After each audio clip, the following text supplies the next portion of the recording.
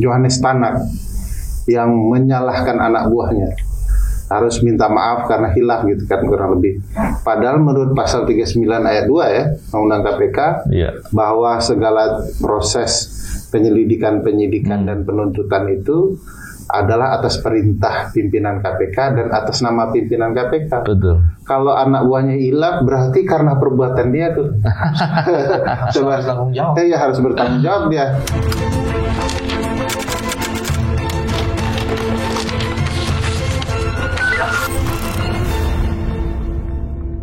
Bismillahirrahmanirrahim. Assalamualaikum warahmatullahi wabarakatuh. Waalaikumsalam. Salam integritas anti korupsi. Salam. Alhamdulillah hari ini kembali berbincang di podcast bersama dengan Pak BW dan Uda Ferry Amsari. Apa kabar Pak BW, Uda Ferry? Alhamdulillah. Ini berapa hari ini kita ada ini loh, ada berita yang aneh bin ajaib. Aneh, udah aneh bikin heboh pula, bikin gaduh. Kalau saya judulnya menggemaskan. Tapi saya ingin memberikan gambaran dulu karena di beberapa berita ini sebetulnya simpang siur ya. Ada beberapa juga yang memahaminya nggak lengkap informasinya. Sepanjang yang saya tahu, ini berita apa? Belum. Ya. Ini beritanya terkait dengan KPK dan Basarnas. Oh pasti keren. Gini Pak, terkait dengan ini kan KPK dan Basarnas ini, KPK melakukan OTT. Dalam OTT itu ada beberapa yang ditangkap, itu pihak-pihak yang diduga berbuat dalam tindak pidana korupsi, tentunya terkait dengan suap. Dan kemudian setelah diperiksa, ternyata beberapa ini ada yang sipil, ada yang TNI ternyata. Dan dalam pemeriksaan kemudian dilakukanlah seperti biasa penyelidik tentunya mengumpulkan alat bukti. Dia punya waktu 24 jam. Ya. Setelah ada alat bukti, sebagaimana dimaksud di pasal 44 di Undang-Undang KPK, maka penyelidik melaporkan kepada pimpinan dalam forum expose. Dan kemudian disepakati naik di penyidikan itu ada 3 tersangka. Tiga-tiganya dari sipil nih. Kemudian dibuat sprindik seperti biasa. Sprindik, dalam sprindik itu nama tersangka sudah ada. Tapi kemudian seperti biasa KPK melakukan konferensi pers untuk menyampaikan ke publik. Biasanya ada tersangka yang dihadirkan dan bisa ada barang bukti yang diperlihatkan. Tapi yang menarik adalah ketika salah satu pimpinan mengatakan bahwa menyebut nama 2 perwira TNI sebagai tersangka. Ya ini kan bingung. Berapa waktu kemudian pimpinan KPK yang lain, yang konferensi pers Alexander Marwata ya, yang kemudian berapa waktu kemudian dari TNI mungkin keberatan. Selang sehari kemudian dari TNI mungkin keberatan ya hadir dan kemudian setelah bertemu berbincang kita nggak tahu apa yang dibincangkan. Pimpinan yang lain, Johannes Tanak bersama dengan dari TNI dan dari juru bicara KPK menyampaikan permintaan maaf dan mengatakan penyelidik khilaf. Mungkin penyelidik khilaf. Di sini yang saya protes loh. Kok bisa-bisanya? Yang pertama minta maaf yang disampaikan oleh pimpinan KPK, Johannes Tanak, dan menyampaikan bahwa penyelidik khilaf. Seolah-olah proses di KPK-nya yang salah. Padahal yang terjadi adalah ada pimpinan KPK yang menyampaikan tidak sesuai fakta. Sprindiknya itu ada 3 contohnya ya. Ada 3 tersangka dari sipil. Kemudian tidak ada nama dari perwira TNI ini sebagai tersangka, tapi disebut dalam konferensi sebagai tersangka 2 orang. Padahal tidak ada sprindik atau administrasi penyidikan lain yang menyebutkan yang bersangkutan sebagai tersangka. Waduh. Ini luar biasa. Makanya saya katakan ketika minta maaf nggak tepat. Minta maaf ini atas perbuatannya siapa dan siapa yang berbuat. Nah, saya melihatnya seharusnya fenomena itu disampaikan dengan jelas sehingga publik paham. Dan jangan sampai kemudian ada persepsi dari kalangan TNI yang berpandangan seolah-olah KPK langsung menetapkan tersangka tanpa ada mekanisme koneksitas atau bekerjasama dengan TNI. Ini yang normatifnya kan begitu.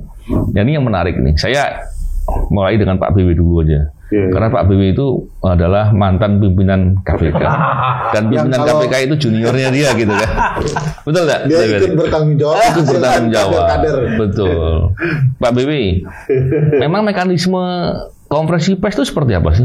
Apakah boleh menyampaikan di luar dari fakta yang ada atau mungkin apakah boleh berbohong gitu loh? Ekstrim. Yang pertama gini, ini semua yang diceritakan Mas Novel itu soalnya judulnya adalah peristiwa. Iya. Jadi kita sama sekali belum menggunakan hukum sebagai pisau analisis. Jadi judulnya itu peristiwa. Dari peristiwa itu ada beberapa hal yang sangat penting. Pertama, ada expose. Yang mesti diklarifikasi dalam expose itu ada nggak representasi dari militer? Informasi yang saya dapat ada hadir di forum, tapi hadirnya bukan sebagai peserta aktif ya. Nah, ini juga mesti clear. Dia ada, tapi dia menjadi bagian penting yang akan memutuskan expose itu tidak. Mestinya tidak. Mestinya tidak. Expose-nya KPK. Oke, jadi berada itu satu itu yang jadi peristiwa yang penting. Terus kedua, di situ kan diputuskan. Kan ada serangkaian tindakan yang dilakukan oleh berbagai pihak. Nah, ketika diputuskan ada 3 tersangka yang sipil, apa kaitannya dengan ini? Apa kesimpulannya terhadap tersangka lain yang berasal dari militer? Ini belum tersangka, Pak. Belum tersangka. Maksudnya orang yang diduga berbuat bersama-sama dengan tersangka. Jadi artinya sudah ditetapkan tersangka 3 dari sipil, tapi ada orang yang diduga juga terlibat dan belum dikualifikasi sebagai tersangka. Betul. Jadi itu mesti clear kan? Nah sekarang yang ketiga, peristiwa ketiga, ada pimpinan KPK yang bernama Alexander Marwata. Dia membuat pernyataan yang menyatakan selain tersangka yang sudah ditetapkan dan ada sprindiknya, tapi ada pihak lain dari militer yang belum ditetapkan sebagai tersangka tapi diduga terlibat, dinyatakan sebagai tersangka. Ini kan kesalahan fatal. Betul. Dan ini tidak bisa dipakai kemudian dihapus oleh pimpinan yang lain dengan menyalahkan direktur penyelidikan atau penyelidik. Karena mungkin khilaf. Dan ini kan karena dengan sengaja melindungi kebohongan yang dilakukan oleh pimpinan yang lain. Betul. Itu yang keempat, Mas. Terus yang kelima, pada saat expose itu, apakah semua pimpinan hadir? Apakah semua pimpinan tahu atau tidak? Saya khawatir ada yang sengaja melarikan diri itu. Contohnya main badminton gitu Pak ya. Harus main badminton. Dan ini kan tidak. Artinya dia dengan sengaja melarikan diri dan lari dari tanggung jawab. Dan pimpinan seperti ini tak pantas menjadi pimpinan KPK. Jadi peristiwanya dulu tuh Mas yang mesti diklarifikasi. Kalau dari peristiwa tadi, maka kemudian kita ambil kesimpulan. Satu, pantaslah militer marah murka bukan sekedar marah, ini udah murka udah 2 kali marah murka karena diundang dan dia tahu proses, tidak pernah ada pernyataan atau kesimpulan sudah dijadikan tersangka tapi diumumkan sebagai tersangka. Wajar kalau marah, wajar kalau murka seperti itu. Terus kedua, yang tidak sangat baik itu adalah ketika kemudian menyalahkan orang lain, Mas. Menyalahkan orang lain bersalah tapi tidak mengambil tanggung pimpinan. Macam apa ini kalau? Ini tanggung jawab sebagai senior kepada juniornya nih. Kayaknya saya tidak pernah melakukan pendidikan. Jadi begini, Pak Bambang dan Uda Ferry. Kenapa tadi saya katakan bahwa keyakinan saya atau enggak, saya bisa menduga bahwa kehadiran pejabat TNI mungkin di forum expose itu bukan berlaku aktif, tapi hanya sebagai orang yang hadir mungkin ya. Kenapa saya sampaikan itu? Karena kebiasaan di KPK setelah ada OTT dan kemudian melibatkan dari TNI atau orang yang tunduk kepada peradilan militer gitu ya, itu biasanya pimpinan langsung berkoordinasi. Jadi berkoordinasi dulu pimpinan.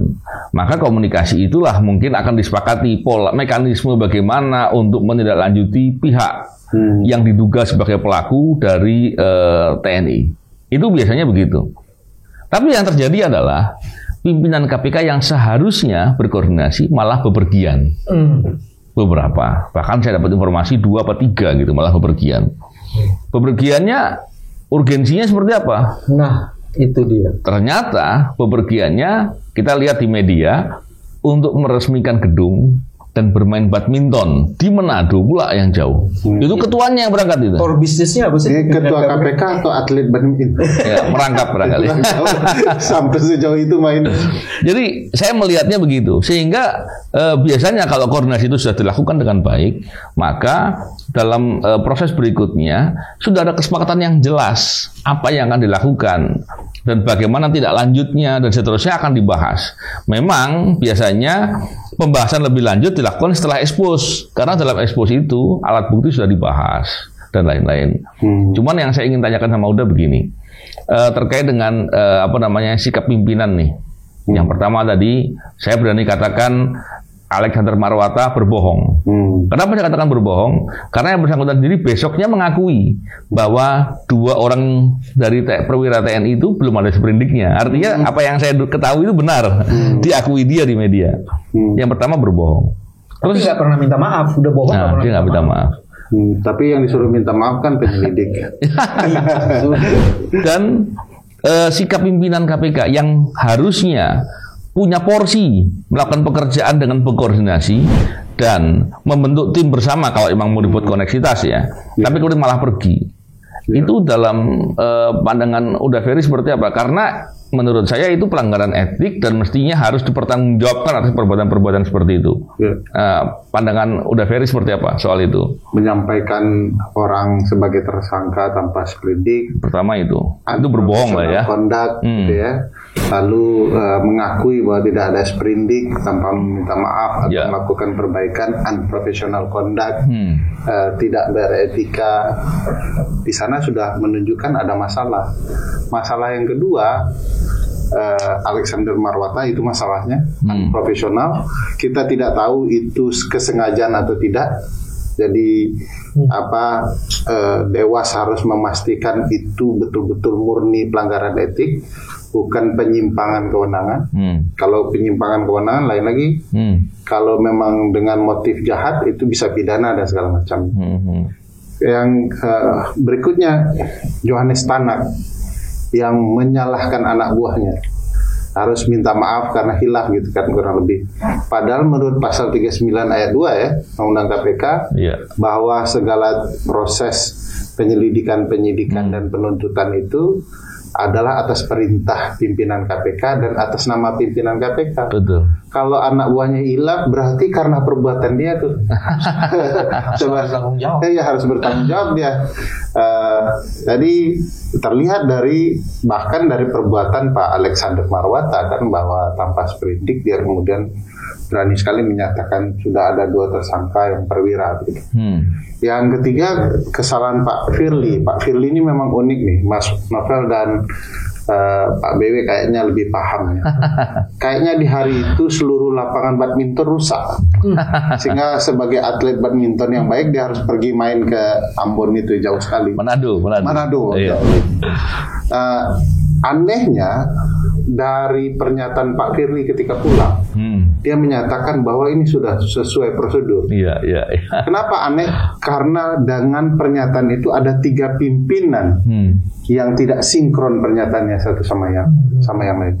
Jangan-jangan memang tidak ada konsep kolektif kolegial yang sedang berjalan di KPK. Semua dengan alam pikiran masing-masing. Nah ini jadi problematika. Tindakan itu akan berkaitan dengan tugas dan fungsi ketua.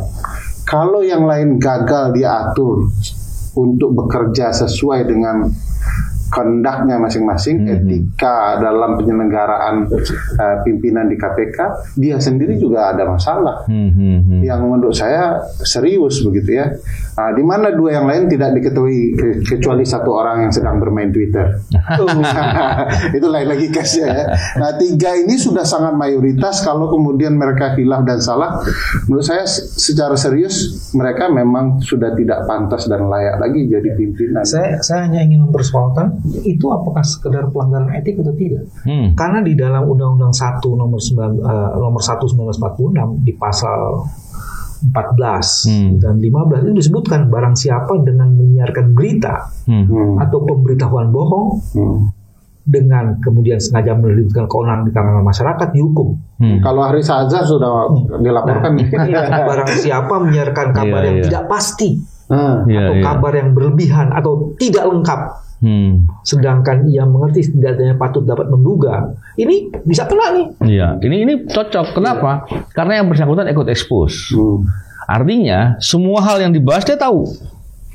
Dan yang bersangkutan adalah pimpinan KPK yang menandatangani atau minimal memaraf surat-surat yang berhubungan dengan penetapan tersangka atau surat perintah penyidikan. Sehingga yang bersangkutan tahu dengan pasti penyidik yang tersangka ini di kasus A, kasus Basarnas lah gitu ya. Ini berapa orang, pasti tahu. Dan yang kedua pembahasan dalam expose apa saja pasti tahu. Kenapa? Expose itu bukan hanya disampaikan dalam suatu forum duduk cuman bicara-bicara lisan, tapi ya ada perdebatan, ada pembahasan, dan ada kesimpulan yang dibacakan dalam forum expose. Dan yang lebih penting lagi, expose itu selalu ada notulen, dan notulen itu dibuat di bawahnya kesimpulan, intisari yang diputuskan dalam expose itu. Dan biasanya pimpinan dan struktural tanda tangan di situ. Semacam memori pantuliting kalau dalam ada salah. Jadi bisa diketahui kekilafan yang terjadi ini asal muasalnya dari mana. Ya? Dalam pengalaman saya ada 3 pola dalam notulasi expose. Pertama, setelah ada expose, kemudian orang yang satgas yang melakukan expose itu membuat notulasi. Membuat notulasi, dan kemudian dari notulasi itu cocok apa enggak. Terus yang kedua, bisa saja terjadi dalam ini kemudian ada yang ditunjuk, ada pihak yang ditunjuk untuk membuat notulasi dan membuat kesimpulan. Dan dalam periode saya kemudian sebagiannya itu ada pimpinan yang kemudian mendedikasikan untuk membuat kesimpulan. Notulasinya tidak, tapi kesimpulan atas proses itu yang menjadi dasar dari putusan tindak lanjut dari pimpinan itu. Dan saya meyakini pimpinan ketika membuat sprindik, maka kemudian dia melihat kesimpulan hasil expose itu. Makanya kemudian buka hasil expose ini supaya kita bisa mengetahui apa sesungguhnya yang terjadi dalam expose itu dan apa kesimpulannya. Dan saya yakin karena seperti Pak Boyo katakan tadi bahwa semuanya mekanismenya jelas, tercatat, dan pasti dibahas dengan terang dan detail dalam forum expose.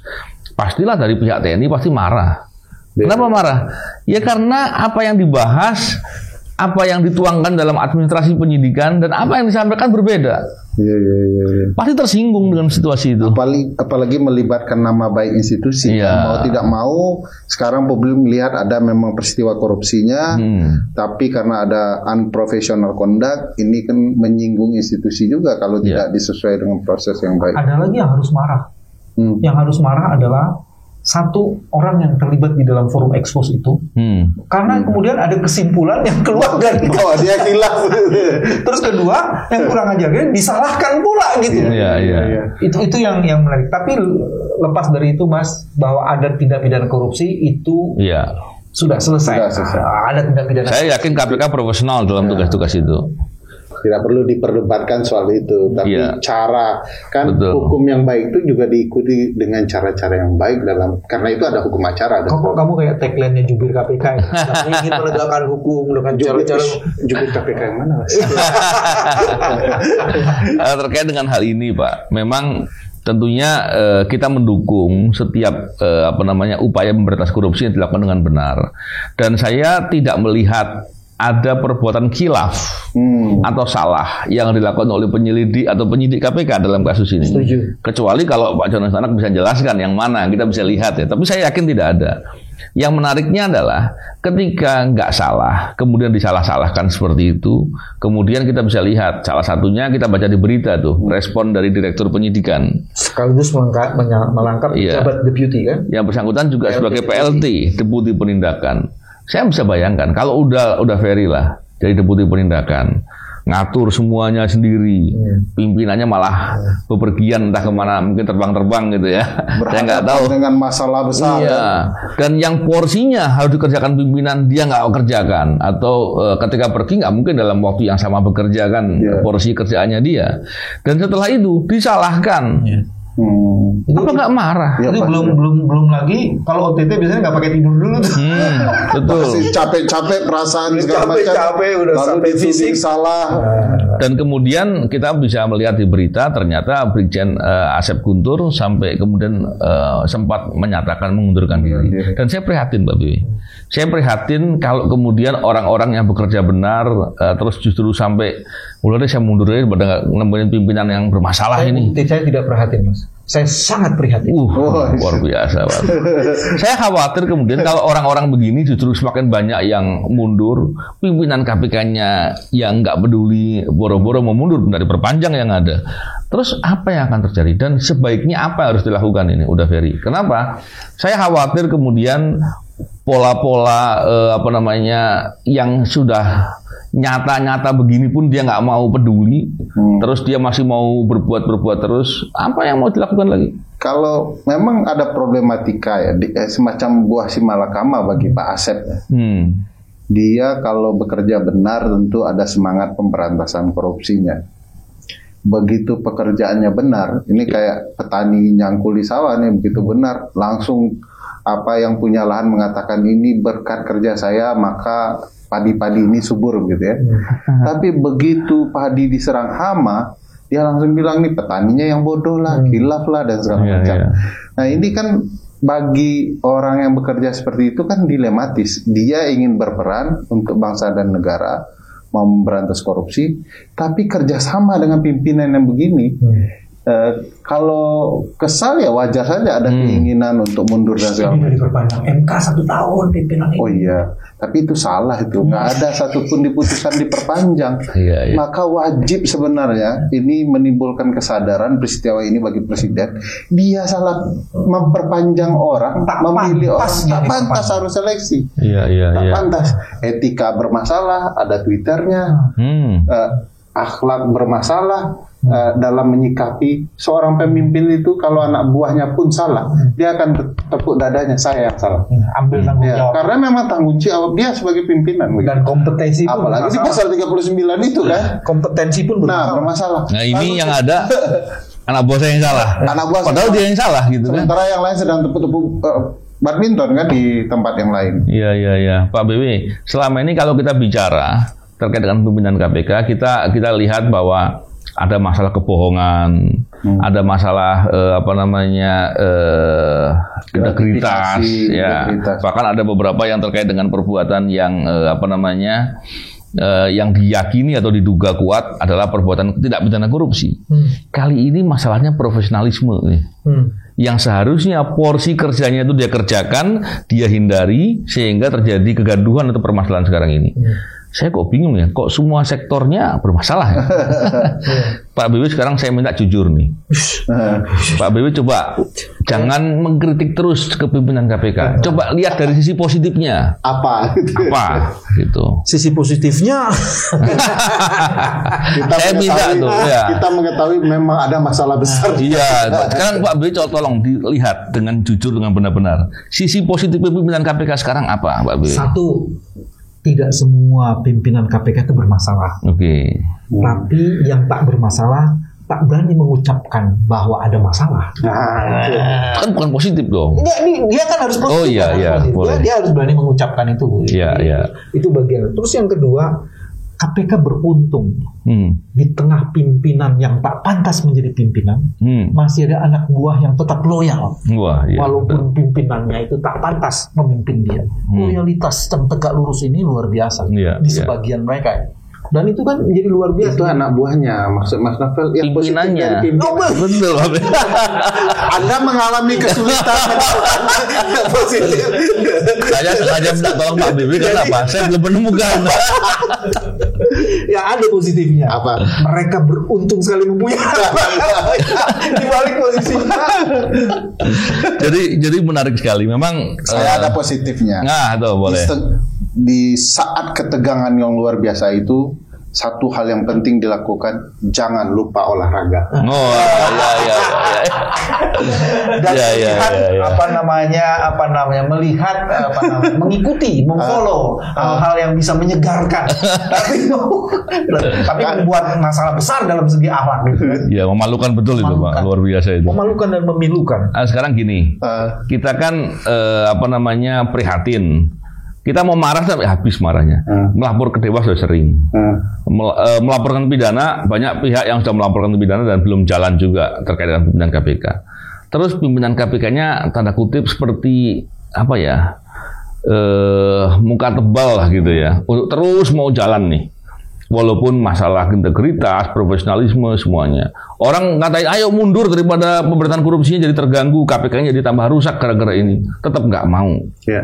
Apa yang bisa ditempuh untuk bisa menempatkan KPK bisa ditempatkan harapan yang baik ke depan? Orang yang tidak berintegritas kan memang muka badak, tidak tahu mana. Jadi jangan berharap mereka akan mundur. Makanya ada mekanisme diberhentikan.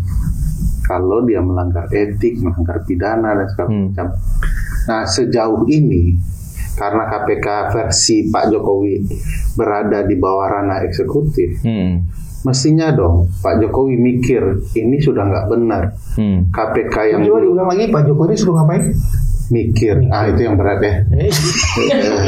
Minimal ada yang harapan positif lah ya ke Pak Jokowi untuk ini orang tidak bisa diperpanjang. Ada masalah etik, masalah integritas, masalah korupsi, dan masalah-masalah lainnya. Nah, sebagai pimpinan dari lembaga KPK versi Pak Jokowi ini, mestinya ada upaya pembenahan. Carilah pimpinan yang baru, supaya kita tidak merasa aneh kalau ada pembiaran-pembiaran, perbuatan janggal oleh pimpinan. Mereka tetap dipertahankan. Jangan-jangan memang itu tujuannya, agar kemudian KPK bisa disandera juga oleh kepentingan lain. Dan KPK-nya yang rusak ya udah ya. Ini ada dasar legalitasnya atau argumentasi yuridisnya kalau mau melakukan apa yang disebut oleh Ferry. Salah satu syarat dari pimpinan KPK adalah tidak melakukan perbuatan tercela. Semua yang tadi kita diskusikan itu perbuatan tercela semua. Perbuatan yang bisa dikualifikasi sebagai perbuatan tercela. Misdemeanor. Nah, itu sebabnya bisa tuh ada dasar argumentasi yang bisa dijadikan justifikasi untuk memberhentikan. Sekarang pertanyaannya gini, Pak BW. Gimana Dewas? Yang memberhentikan siapa? Sebabnya kita pernah berapa kali melapor ke Dewas. Pak BW pernah ikut bersama-sama dengan tokoh yang lain kan Pak BW untuk melaporkan. Dan kemudian Dewas sendiri apabila menyidangkan pimpinan KPK melanggar pelanggaran etik berat, kemudian mau memberhentikan, Dewas hanya bisa memutuskannya adalah menyarankan agar yang bersangkutan mengundurkan diri. Tidak bisa pada posisi memberhentikan. Yang berwenang memberhentikan pimpinan KPK hari ini siapa gitu? Ada satu mekanisme di dalam undang-undang KPK bahwa pimpinan KPK itu harus melaporkan kinerjanya kepada presiden dan DPR secara berkala. Nah, kalau kemudian laporan itu tak diterima, jadi ada semacam kalau di masyarakat sipil itu civil disobedience. Ini presiden mau tak percaya presiden. Ini tata negara. Berarti tinggal presiden lah dalam konteks ini ya. Secara konsep sih sebenarnya di beberapa negara sistem presidensial ya, konsep impeachment pejabat publik itu sama dengan presiden. Nah, kita kan hanya diatur di konstitusi soal presiden saja. Padahal mestinya ada ini mekanisme. Termasuk Dewas juga kalau tidak ini masuk impeachment itu. Nah, ini kelemahan tersendiri ya di kasus KPK ini, kita betul-betul merasa banyak hal yang kurang ketika seorang pejabat yang harusnya terpercaya seperti pimpinan KPK itu bermasalah. Dari sisi ajaran doktrin, Mas, saya masih ingat nih, mungkin Ferry juga bisa nambahin. Itu ada konsep namanya doktrin necessity. Doktrin ini dipakai dulu ketika Ketua Mahkamah Agung Filipina memecat Presiden Filipina yang sedang diperiksa di pengadilan, dan dia mengangkat wakil presidennya Maria Machegapal. Kalau nggak salah tuh menterinya namanya Hilario. Lalu itu menjadi perdebatan. Apa argumennya dari Ketua Mahkamah Agung? Saya ingin menjaga supaya negara ini tidak runtuh. Nah, kemudian saya menegakkan doktrin necessity. Nah, kalau doktrin itu bisa dipakai ya, dengan argumen yang cukup kuat ya, bahwa memang KPK sekarang pimpinannya itu bermasalah cukup banyak, dan itu meruntuhkan wibawa dan kehormatan dari lembaga kepresidenan. Tidak hanya meruntuhkan KPK, meruntuhkan lembaga kepresidenan, juga meruntuhkan kewibawaan Mahkamah Konstitusi yang sudah memperpanjang. Kira orang yang mereka perpanjang kelakuan etiknya, perbuatannya berantakan semua. Rusak trust publik ya. Trust publik lama-lama hancur. Dan ini bukan sekedar itu Pak Bibi. Ini nanti akhir tahun indeks persepsi korupsi kita akan hancur lagi gara-gara seperti ini. Dan ini dampaknya bukan sekedar ke penegakan hukum, tapi juga ke ekonomi, investasi, dan banyak lagi yang lain. Dan kita prihatin. Semoga perbincangan kita ini kemudian didengar, Pak Bibi. Saya murka. Dan kemudian tidak dibiarkan lah. Sekarang murka tadi kan militer murka itu ya. Oh iya. Dan kita semua tentunya ingin meletakkan harapan dengan ke KPK untuk bisa bekerja benar untuk memberantas korupsi yang optimal dan seefektif mungkin. Tapi kalau pimpinannya seperti ini tentu harapan itu tentu akan semakin tidak ada lah, semakin hilang. Baik, terima kasih Pak BW, Uda Ferry. Semoga bincang-bincang kita ini bermanfaat dan mendatangkan suatu kebaikan. Salam integritas, anti korupsi. Assalamualaikum warahmatullahi wabarakatuh. Waalaikumsalam.